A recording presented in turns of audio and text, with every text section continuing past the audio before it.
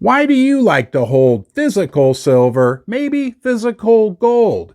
Do you dislike paper money? Do you dislike electronic money? Wouldn't the only other worst thing be if you had money in a bank and that money wasn't really there? We've had a major banking crisis over the last couple weeks in the United States of America. And all the top regulators are constantly telling everyone, don't worry, don't worry. But there's a new article out by Fortune magazine that indicates maybe there is something to worry about, something there is to be very, very concerned about. Maybe those of us, those of you, and maybe you are one of them that likes to say, if you don't hold it, you don't own it. That may be more true now than ever before. Let's dig into what's going on with this banking situation because it is fascinating.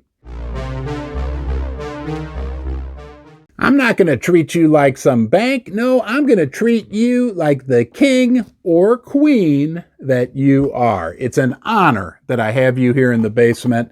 I appreciate you giving me your time. You're special. You're unique. It's me and you right now from wherever in the world you are. Thank you for being here. Please consider subscribing. That is free. Now, let's get back to the video. So with Silicon Valley Bank and Signature Bank, we had the second and third largest bank failures in the history of the country. But don't worry, everything's okay. That's what they're all telling us. We had Janet Yellen this week tell us everything's okay. We had the CEO of Citigroup, Jane Fraser. Here's what she said. She said to the Economic Club of Washington, D.C. on Wednesday that the banking system is sound. And both large and regional banks are well capitalized. But is that true? Do you know what really happened? I'm going to make it real simple for you. People gave their money to the banks, and the banks made bad investments. They bought a bunch of treasuries. They bought a bunch of mortgage-backed securities when interest rates were real low. And when rates went up over the last year, the value of those investments went into the toilet. And they don't have to report that until people show up and want their money, and they have to sell those assets. Then they have to realize the huge losses they have on their books. It'd be like if you gave me $1 million. You came to Ron's Basement Bank and said, here you go, Ron, here's $1 million. And I wrote out a little deposit ticket for you, and you took it away.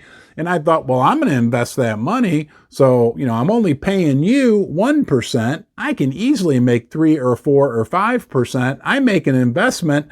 It goes into the toilet, but I don't have to admit that, right? I don't have to write that off or even tell you that that occurred until you show up and you want your money, and I have to sell the investments that I have. But guess what? It's less than $1 million. And it's not just Silicon Valley Bank or Ron's Basement Bank or Signature Bank that are having these troubles. It's the entire banking industry. As a matter of fact, New York University put out a research report on March 13th, and this is what they found. They found that U.S. banks had unrealized losses of $1.7 trillion at the end of 2022. And that those losses were nearly equal to the bank's total equity of $2.1 trillion. That means that if everybody showed up at the bank and wanted their money, you know what? They don't have it. First Mining Gold is a development company advancing 2 of the largest gold projects in Canada. Springpole in Ontario and Duparquet, located in Quebec, each already has 5 million ounces of gold reserves, but exploration initiatives are underway at both projects to find even more gold.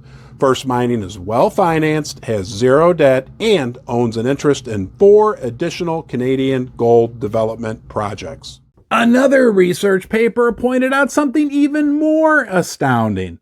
That of the $17 trillion in total U.S. bank deposits, 7 trillion, 7 of the 17 trillion are not covered by FDIC insurance. They're above the limit.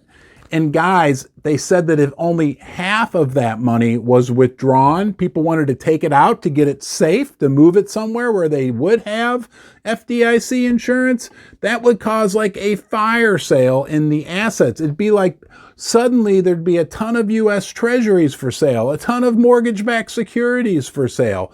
And that would just exacerbate the problem. It could get real ugly real soon. That second paper was authored by researchers from the University of Southern California, Northwestern University, Columbia University, and Stanford.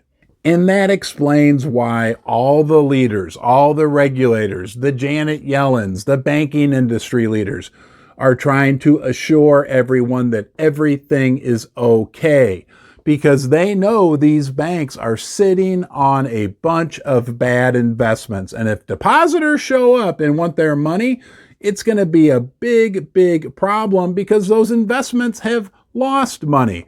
My other question for the whole situation is this: isn't this their job to make sure that things like this don't happen? What are these guys doing? Are they asleep at the wheel? Are they asleep in their offices? Isn't this what bankers are supposed to do? Safeguard the assets of the depositors? It sounds like to me they were trying to make a quick buck, and when things turned against them, now we've got big, big problems in the banking industry. And isn't this further support for why we love precious metals? Real money, right? That we can hold, that we can own.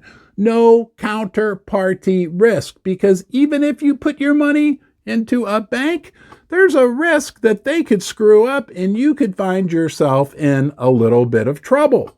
So your money is safe in the bank unless you want your money. Does that make sense? It makes me feel like the only thing worse than holding paper money, actual paper money, could be at this point having it in the bank. And it gets even more interesting when we remember, there's more to the world than just the United States. This is going on in Europe and other areas as well. We had Credit Suisse get itself into huge, huge trouble, have to be bailed out, have to be purchased by UBS. And now they're talking about Deutsche Bank, the big German bank, also having serious troubles. Guys, this is going to continue to be an interesting, developing situation. I'll be here with you through it all. We'll make it through, and we'll always remember the value of holding real metals. Until next time, you be well.